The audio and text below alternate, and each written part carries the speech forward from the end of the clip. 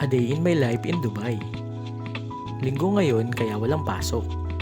Maglalaba ako, magluluto, at maglilinis. Kasi wala namang gagawa nito kundi ako lang.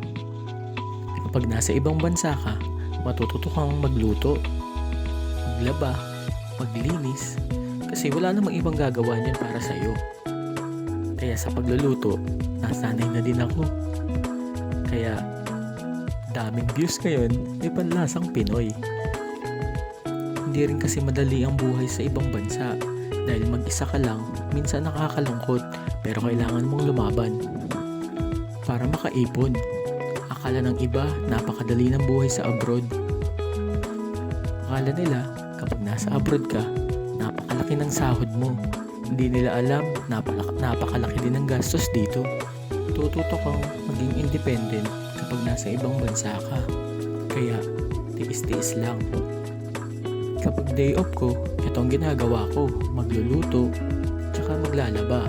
Habang nagluluto, naglalaba na din, parang multitask nga. Kung ano-ano na nga lang ang niluluto ko. Pero ang lulutuin ko ngayon, giniling. Pero parang mas marami pa yata ang patatas at carrots sa giniling. Hindi talaga ako marunong magluto. Kaya experiment lang. Ako lang na di naman ang kakain. Pero kung sanay kang mag-isa, pwede ka sa abroad.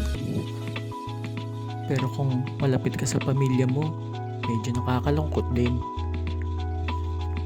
Sanay kasi tayong sama-sama ang pamilya. Pero ano pa ba, laban-laban lang. Dito ako ngayon sa Alriga. Ang flat namin, partition siya na loft type. 1,650 dirhams. Kaya pwede na din. Nung una pa nga ako dito sa Dubai, lagi ako nagko-convert ng peso. Pero ngayon, nasanay na din ako. Mahirap din kasi mag-convert kasi mahal talaga ang bilihin dito.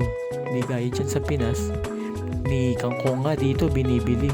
Dyan sa atin, pupunta ka lang sa likod, kukuha ka na at pipitas.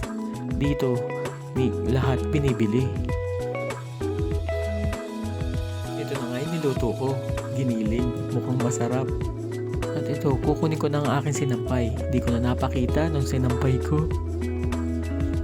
Nalobat kasi ako, pero madali lang matuyo ang damit dito kasi napakainit. Isang oras mo lang ibilad, tuyo na.